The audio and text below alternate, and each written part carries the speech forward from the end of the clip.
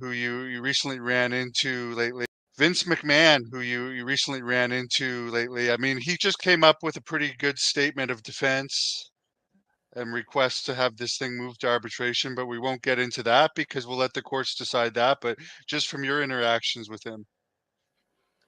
Um, my interaction with Vince, and again, there's another insert in my book about my relationship with Vince. It's the vast majority is very, very positive. Vince. The stories about Vince in business are pretty legendary, and people say, if you're in his favor or if he has a use for you at a particular time, you're in his favor, and if not, then maybe not so much. And I think back to like the show that I did with Hulk Hogan and Eric Bischoff, Hulk Hogan Celebrity Championship Wrestling.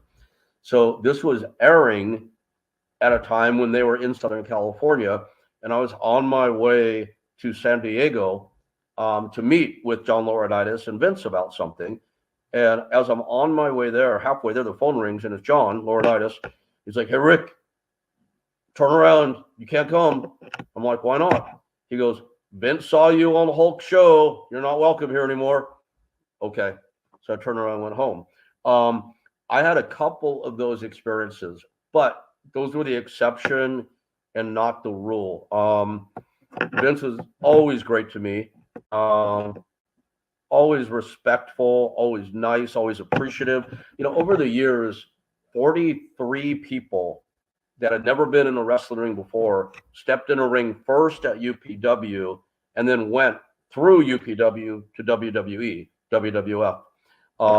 That's a record that will probably never be equaled again, even though they give development deals out way more easily these days. And the entire company was always appreciative of that, Vince being one of them.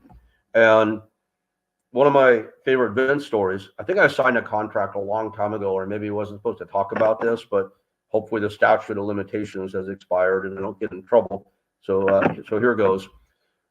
We ran into a big cash crunch at UPW because despite the fact, or despite the notion on the part of Jim Cornette or anybody else how much money I was making, we were broke, and I thought we were going out of business.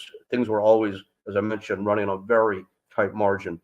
So I spent hours constructing this 3-page letter to WWF asking, no, sorry, it was WWE at this time now. It's after they changed.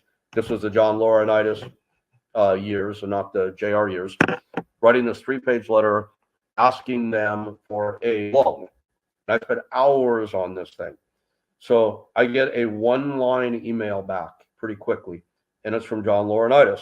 And it says, "How much do you need?" Because even though I spent hours writing it in 3 pages, I didn't put the request for the dollar figure. So I wrote back that, like another page letter answering that we needed $75,000. So not long after John calls me, now it's not an email, he calls me. He's like, "Rick, talk to Vince. We're not going to loan the money." I'm like, "Oh, fuck, we're in big trouble. I really thought this would be the one. This could save us. This could pull us out." He goes, "Nope." Vince said, "We're not loaning you the money. We're giving you the money." I'm like, "Holy shit." And the next day, Federal Express, I had a cashier's check for $75,000. That's a Vince story for you. Amazing. You're talking about how hard it was to get development contracts in these days. What do you think? And I'm going to ask you about Tony Khan, but like it seems like he's just signing everybody, even people with almost no experience in WWE, signing up everybody. Like there's almost no top independent guys anymore. Would you ever have imagined, like back when it was only WWE and to a very, very lesser extent TNA, that now there's like two companies giving out tons of contracts, and then you still have at a lesser extent Impact, NWA, and MLW, and New Japan as well? Yeah. No, I wouldn't have foreseen this